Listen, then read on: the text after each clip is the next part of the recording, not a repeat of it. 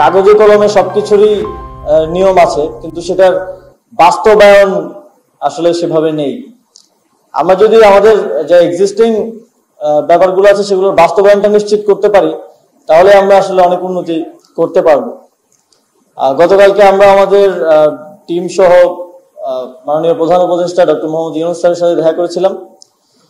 তিনি আমাদেরকে স্পষ্টভাবে বলেছেন যে দেয়ার ইজ নো ব্যারিয়ার, আপনারা কাজ করে যান এবং সর্বোচ্চ সহযোগিতাটা তিনি তার জায়গা থেকে করবেন এবং তার যে আন্তর্জাতিক সুনাম ও খ্যাতি আছে সেটার সর্বোচ্চ সদ্ব্যবহার যাতে আমরা করতে পারি সে ব্যাপারে তিনি আমাদেরকে নির্দেশনা দিয়েছেন। And I want to express my cordial thanks and gratitude to the development partners, and also I would love to we would love to have the continuation of your support and help for our workplace safety and security in future. আমরা মনে করি যে এই নতুন বাংলাদেশ আমরা বলছি, প্রত্যেকটা সেক্টরে সেই নতুন বাংলাদেশের বাস্তবায়নটা আমরা করতে পারবো। সেটা হয়তো ওভারনাইট হবে না, সেই সময় এবং সহযোগিতা সকলের থেকে আমরা প্রত্যাশা করি। আসলে 71 সালে আমরা একটা জাতীয় মুক্তির জন্য লড়াই করেছিলাম এবং আমাদের লক্ষ লক্ষ জনগণ সেখানে জীবন দিয়েছে, শহীদ হয়েছে। 2024 সালে আমরা একটা জাতীয় মুক্তির জন্য লড়াই করেছি, সেখানে সহস্রাধিক ছাত্র জনতা জীবন দিয়েছে। এবার বিভিন্ন ইভেন্টে আমরা পলিটিক্যাল মুক্তির জন্য জীবন দিচ্ছি, সেটা কতটুকু অ্যাচিভ করতে পেরেছি কিংবা পারবো সেটা সময় আমাদেরকে সেই উত্তরটা দেবে।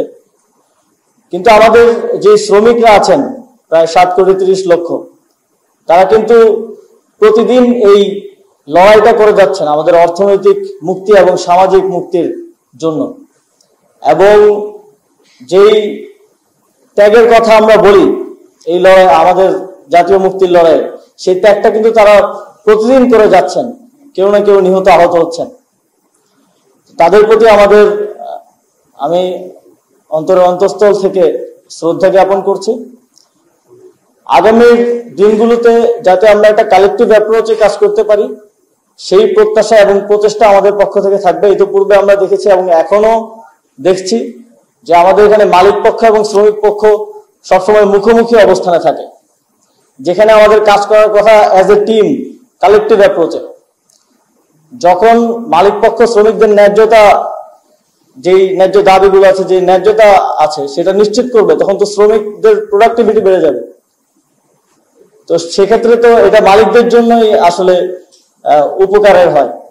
এবং একই সাথে যখন আমরা ইন্টারন্যাশনালি এটা দেখাতে পারবো যে আমাদের শ্রমিকরা ভালো আছে, সেক্ষেত্রে মালিকরাও বিভিন্ন ব্যবসায়িক সুবিধা পাবে।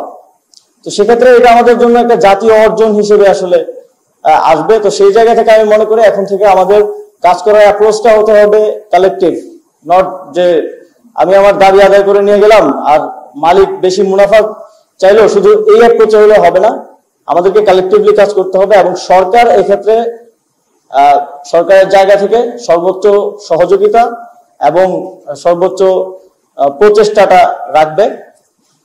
আমি আবারও আপনাদের সকলকে ধন্যবাদ জানাতে চাই এবং প্রত্যাশা রাখছি যে নস্ট্রি বাংলাদেশের ওয়ার্কপ্লেস সেফটির জন্য আজকে একটি মাইল ফলক হিসেবে আজকের উদ্বোধন হচ্ছে এবং আমরা ভবিষ্যতেও যে ফলো আপ, সেই ফলো আপের যে সুফল সেটা আমরা পাবো এই প্রত্যাশা রাখছি।